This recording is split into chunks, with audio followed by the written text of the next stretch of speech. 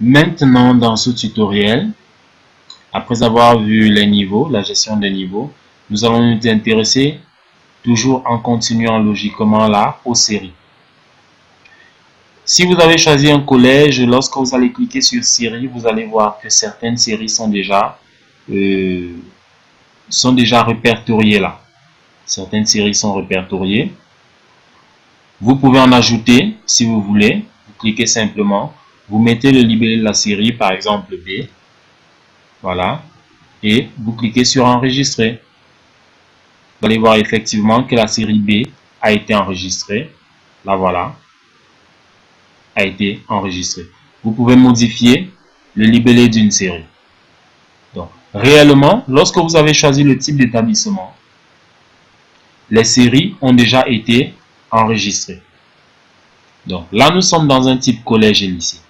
Allons voir ce qui se passe dans un type école primaire. Là, nous sommes dans une école primaire. Vous voyez la type d'établissement, école primaire. Si nous allons cliquer dans les séries, nous n'allons rien voir. Simplement, le logiciel a compris que pour un type d'établissement école primaire, il n'y a pas de spécialité, il n'y a pas de série. Alors, les séries intéressent plus les établissements de type collège. Mais vous voyez que dans l'établissement de type école primaire et maternelle, on vous donne quand même la possibilité de pouvoir ajouter des séries. Donc, toujours, nous avons cette flexibilité dans le logiciel. Même si le logiciel comprend que vous êtes dans une école primaire, vous n'avez pas besoin de séries.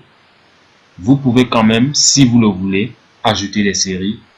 C'est vraiment selon votre bon gré, selon votre vouloir. Vous avez donc vu dans ce logiciel comment ajouter une série. Vous pouvez bien entendu la modifier ou la supprimer. Par exemple, là, nous allons supprimer la série B. Nous cliquons là-dessus. Et nous allons simplement valider ici.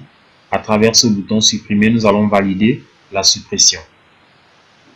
Voilà, vous constatez bien dans le tableau que la série B n'existe plus. Nous vous remercions d'avoir suivi ce tutoriel. Nous vous donnons rendez-vous dans le prochain où nous allons voir comment est-ce qu'on enregistre les salles de classe.